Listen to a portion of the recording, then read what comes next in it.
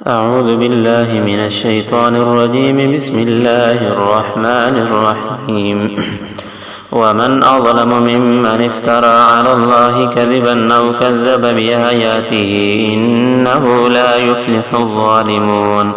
ويوم نحشرهم جميعا ثم نقول للذين أشركوا أين شركاؤكم الذين كنتم تزعمون ثم لم تكن فتنتهم إلا أن قالوا والله ربنا ما كنا مشركين. انظر كيف كذبوا على أنفسهم وضل عنهم ما كانوا يفترون.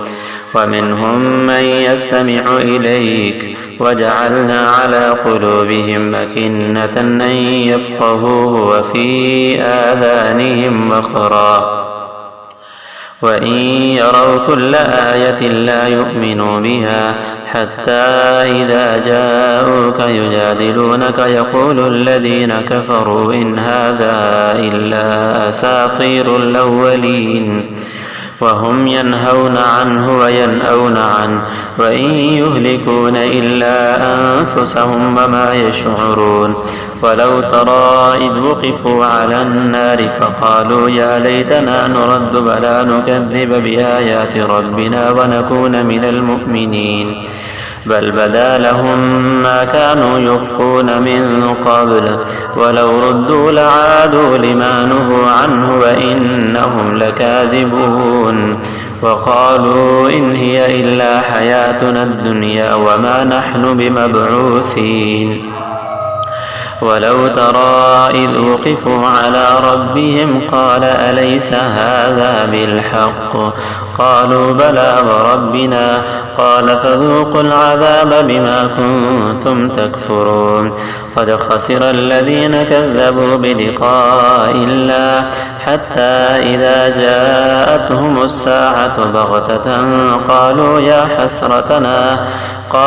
يا حسرتنا على ما فرطنا فيها وهم يحملون أوزارهم على ظهورهم ألا ساء ما يزرون. وما الحياة الدنيا إلا لعب ولهو وللدار الآخرة خير للذين يتقون أفلا تعقلون. قد نعلم إنه ليحزنك الذي يقولون فإنهم لا يكذبونك ولكن الظالمين بآيات الله يجحدون.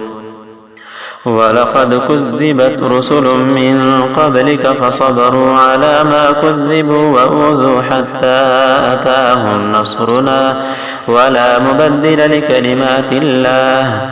ولقد جاءك من نبأ المرسلين. وإن كان كبر عليك إعراضهم فإن استطعت أن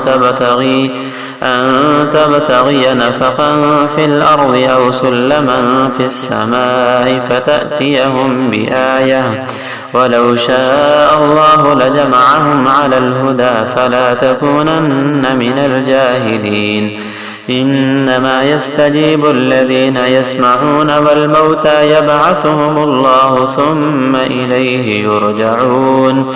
وقالوا لولا نزل عليه آية من ربه قل إن الله قادر على أن ينزل آية ولكن أكثرهم لا يعلمون. وما من دابة في الأرض ولا طائر يطير بجناحيه إلا أمم أمثالكم ما فرطنا في الكتاب من شيء ثم إلى ربهم يحشرون. والذين كذبوا بآياتنا صم وبكم في الظلمات من يشاء الله يضلله ومن يشاء يجعله على صراط مستقيم. قل أرأيتكم إن أتاكم عذاب الله أو أتتكم الساعة أغير الله تدعون إن كنتم صادقين بل إياه تدعون فيكشف ما تدعون إليه إن شاء تنسون ما تشركون